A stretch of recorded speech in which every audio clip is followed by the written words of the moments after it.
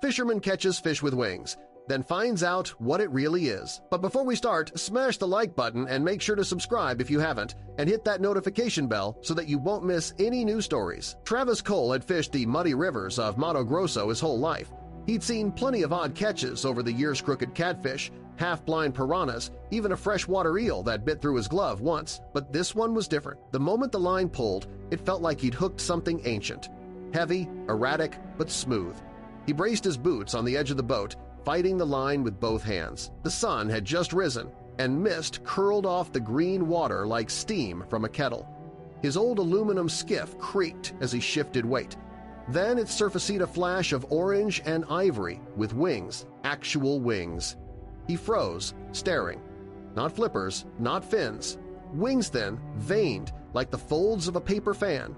They shimmered as the fish twisted in the air, suspended at the end of his line. Its mouth, wide and rounded like a sucker, gaped open. The creature looked prehistoric. Travis reeled fast, bringing it toward the boat before it escaped into legend.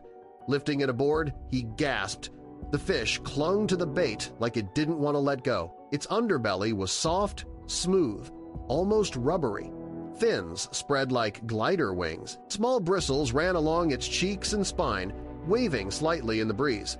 Travis had never seen anything like it. It looked less like a fish, more like a river spirit. He took a picture and sent it to Jake, an old friend who now worked in environmental sciences in Manaus. Travis typed one line, "Tell me what I just caught."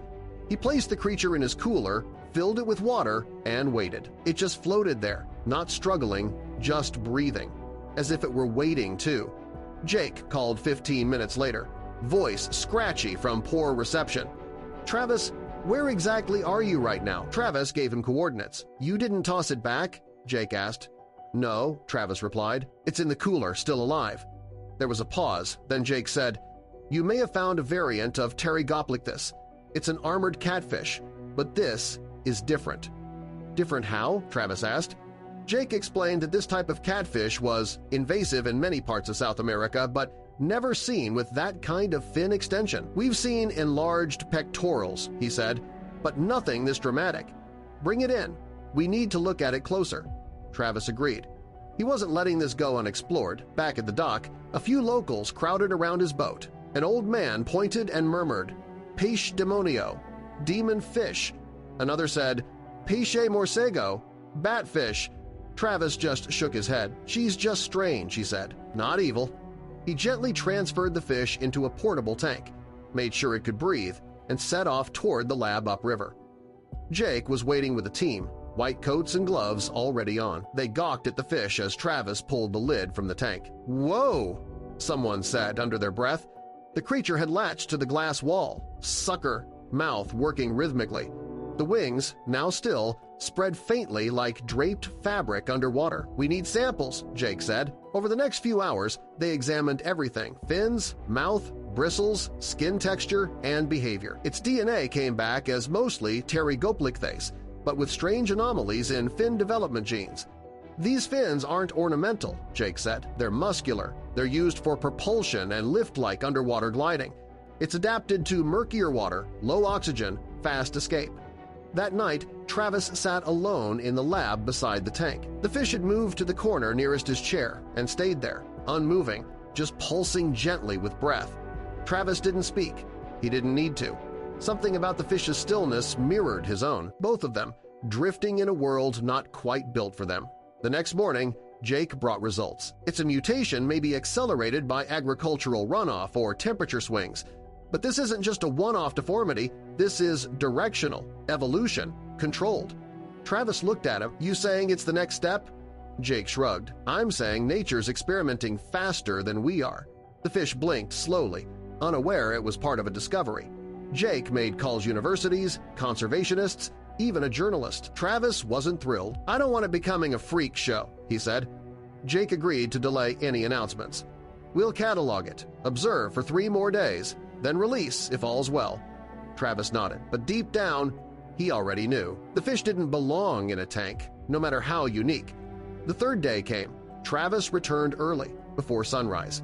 The lab was quiet. He checked the tank. The fish hovered midwater, wings pulsing like a heartbeat. It glided toward him slowly as he leaned in. He touched the glass with 2 fingers. The fish pressed back, gently. He smiled. "Time to go home, friend," he whispered. Jake met him at the docks with a plastic transport box and oxygenated water.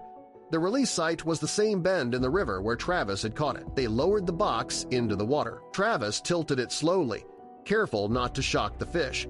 It hesitated for a moment, then slipped free, wings flaring once more. It didn't dive. It hovered. For a few seconds, it simply hung in the water, body suspended, wings outstretched like it was showing them one last time. Then it turned, rolled once, and vanished into the murk. The ripples spread slowly, then disappeared. The river returned to stillness. Travis exhaled, eyes fixed on the water. Jake clapped him on the back. "You caught something special, Travis." Travis nodded. "I didn't catch it. It found me." They packed up in silence. The sun was higher now, casting a bright sheen over the surface. Birds chirped lazily in the trees. Life, in all its weirdness, moved on flowing forward like the river itself. 2 months later, Travis returned to the same spot. He wasn't expecting anything, just wanted to sit with the water. He cast his line a few times, reeled it in, slow. Nothing bit. That was fine. As he packed up, something brushed the underside of the boat. He froze, looked over the side. Saw nothing. But then a flash. Copper, pale, wide-finned. Just beneath the surface, for less than a second, it tilted, turned, and was gone. Travis didn't chase it, didn't speak, just smiled, slow and sure, as he wiped his hands on his shirt and sat back down. Some catches, he thought, you don't need to keep to remember.